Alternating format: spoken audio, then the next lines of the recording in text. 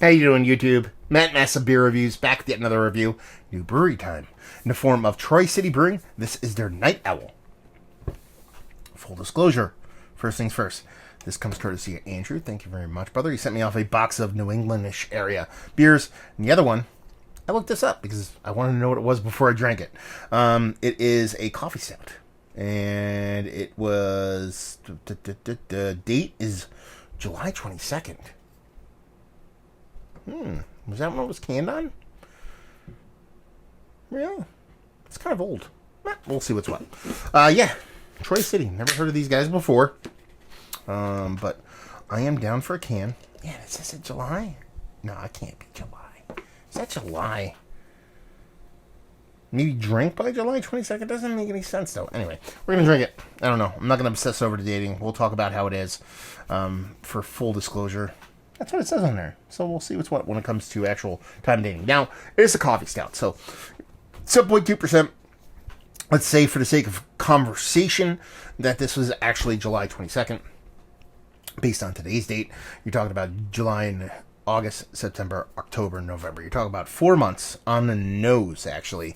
It's not too long for a coffee stout, so we should be all right. Labeling-wise, it's a logo.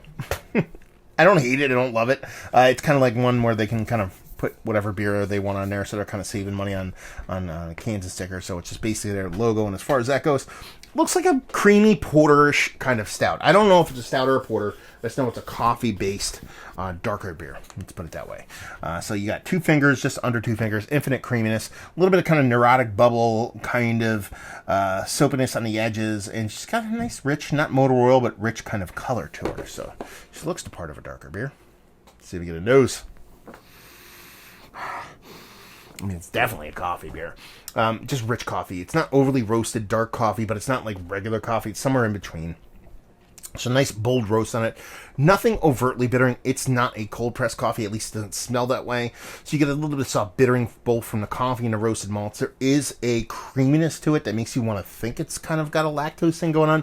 That could be a heavy oat addition or something else added to it, but it's got soft vanilla vibes, soft milk chocolate vibes, a little bit of baker's chocolate. You get a nice kind of coffee off it. Done and done. Let's dive in. Cheers.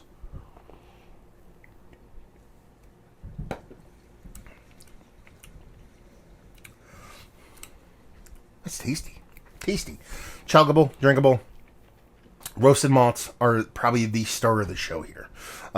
Nice. There's a little bit of bittering to it, but there's also some nice soft kind of chocolatey, semi-sweet baker's chocolatey kind of sweetness to it. There's a bit of dryness to it. There's a bittering on top of that too, so you get a little bit of bittering malts, a little bit of bittering hops, a little bit of bittering from the coffee, and the coffee's present. It's not like 2x4 to the face, super over-the-top coffee, but it's definitely present. You know you're drinking a coffee beer as opposed to a beer that kind of can elicit coffee vibes based on the roasted malts that you use. It's not that. You know you're drinking a coffee beer. The biggest knock I would give this is the mouthfeel. It just comes off a little bit watery.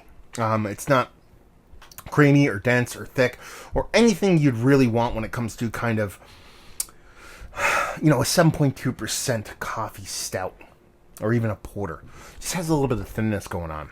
Now, on the other end of things, the one thing I would actually kind of praise this beer for, rise it up, is that there is zero of that metallic astringency I am so susceptible to when it comes to semi-lower ABV and semi-lower ABV beers. You're talking about a small brewery. I assume they're small because I've never heard of them. Producing a 7% coffee stout. I keep saying stout. Like it could be a porter or something like that. I keep calling it a stout. I almost assume there would be that in there. Because that tends to be, a combination of a bunch of different things that kind of you can get that off flavor from. But as I've said ad nauseum in all my previous reviews, I am super, super sensitive to that. So more times than not, when I get hints of that in a beer, there's something there. There's something present that shouldn't be. But more often than not, people, if you're not me, you're probably not going to detect it just because I'm super susceptible. I'm super honed in on that, and I get none of that here. None of it at all. So Give on one end, give a little bit of kind of mouthfeel, kind of bummer. On the other end, it's really well made. So there's that going for it. I like this beer. If you could beef up the mouthfeel on this to its appropriate level for a 7.2% coffee stout or porter, I dig this. I dig this. Now, here's the other argument. So I'm kind of playing a guessing game with what this beer is. If you told me this was a coffee dark lager or a coffeed, Schwarz beer, 601, something like that, I'd be like, yeah, everything's perfect here.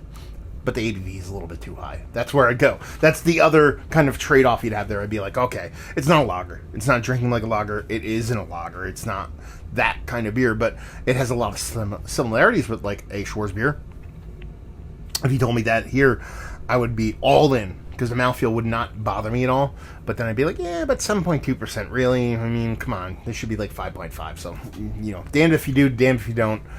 I'm going to pick on you both ends. But I really dig it. I think it's a fun beer. And let's put it this way. As far as beers from a brewery I've never heard before, this is some of the better beer that it has late. Let's cut to that chase. It's one of the better coffee beers I've had as of late.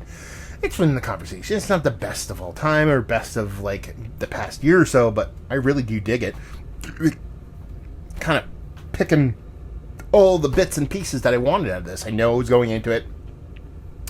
Makes you burp, though. I was going into it wanting, a nice roasted malt, a nice little roasted bittering from the coffee, and I wanted, just a tasty beer. And that's what I got, so I'm kind of a happy dude right now. Value and availability, I have no idea. Maybe Andrew or anybody out there in the world can let me know it's what when it comes to how this beer rolls and leave you with, if you like what, will you like this beer?